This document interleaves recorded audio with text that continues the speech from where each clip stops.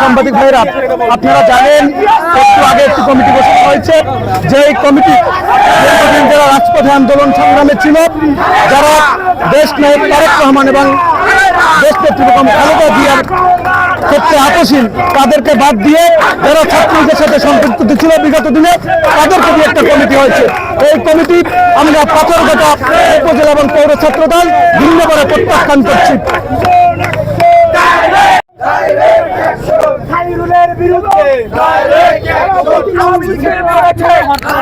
আজকে রাতের মধ্যে যদি এই অবৈধ কমিটি, ছাত্রলীগ দিয়ে যে কমিটি সাজানো হয়েছে, এই স্বৈরাচারের দোসর দিয়ে যে কমিটি সাজানো হয়েছে, এই কমিটি যদি আজকে রাতের মধ্যে স্থগিত না করে বাংলাদেশ জাতীয়তাবাদী ছাত্রদল সাধারণ ত্যাগী নেতা কর্মীদের সাথে নিয়ে আগামীকালকে পাথরঘাটায় হরতালের ডাক দিচ্ছি। পাথরঘাটা উপজেলা ছাত্রদলের আওতাধীন 5টি ইউনিয়ন ছাত্রদল আগামীকাল পাথরঘাটার রাজপথে অবস্থান কর্মসূচি পালন করবে।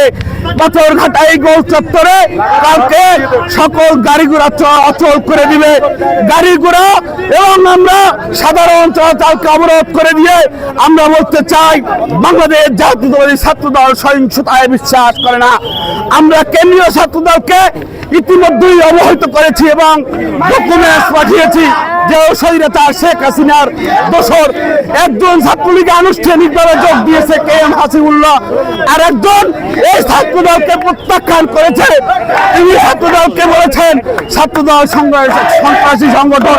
এ বলে ছাত্রদলের পৌর সাধারণ সম্পাদক শান্ত ছাত্রদল থেকে অব্যাহতি নিয়েছিল, তিনি বলছে ছাত্রদল সন্ত্রাসী সংগঠন, খালেদা জিয়া সন্ত্রাস, এ বলে তিনি ছাত্রদল থেকে অব্যাহতি নিয়েছিল, এবং হাসিবুল্লাহ যে ছাত্রদল থেকে ছাত্রলীগে যোগ দিয়েছে, এর সকল ডকুমেন্টস আমাদের কাছে আছে।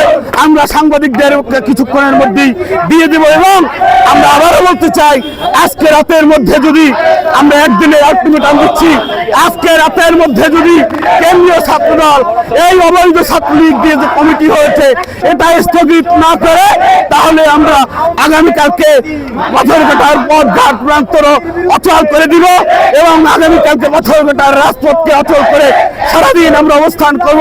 শুধু সারাদিন নয়, যদি আগামীকালকে কমিটি স্থগিত আজকে রাতের মধ্যে না হয়, যতক্ষণ পর্যন্ত দেশ নায়ক তারেক রহমানের সিদ্ধান্ত না আসবে, পাথরঘাটায় জাতীয়তাবাদী ছাত্রদলের ত্যাগী নেতা কর্মীরা রাজপথে থাকবে, রাজপথে সকল চলাচলকে বন্ধ করে দিবে, অবরোধ করে দিয়ে রাজপথে থাকবে। আসলে ছাত্রলীগের অনুপ্রবেশকারী অংশ দেখা যাচ্ছে, যার প্রতিফলন এই আপনারা দেখতে পাচ্ছেন। ইতিমধ্যেই এর বিরুদ্ধে মানববন্ধন হতে যাচ্ছে এবং টায়ার চালিয়ে ইতিমধ্যে প্রতিবাদ করা হয়েছে। কালকের ইতিমধ্যে 7টা ইউনিয়ন থেকে ত্যাগী ছাত্রদলের নেতাকর্মীরা এবং তৃণমূলের নেতাকর্মীরা পাথরঘাটে অবস্থান করবে এবং হরতালের আলটিমেটাম দেওয়া হলো। এবং এই কমিটি যদি আজকের রাতের ভিতরে এবং সামনে যদি এই কমিটি স্থগিত না করে, তাহলে এই হরতাল চলমান থাকবে। এবং যারা বিগত দিনে 17 বছর যারা আওয়ামী লীগের সাথে হাতাহাত করে চলাফেরা করেছে, তাদেরকে যারা আসলে পদত্যাগ করেছে এই দল থেকে, তাদেরকে এই কমিটিতে আনা হয়েছে, যার প্রতিফলন হিসেবে আপনারা ইতিমধ্যে দেখতে পাচ্ছেন সবাই মাঠে বসে গেছে। আমরা এই কমিটি মানি না, মানব না, এবং আগামী কালকের মধ্যে যদি কমিটি স্থগিত না করা হয়, তাহলে এই হরতাল চলমান থাকবে, এই বলে আমার আলোচনা।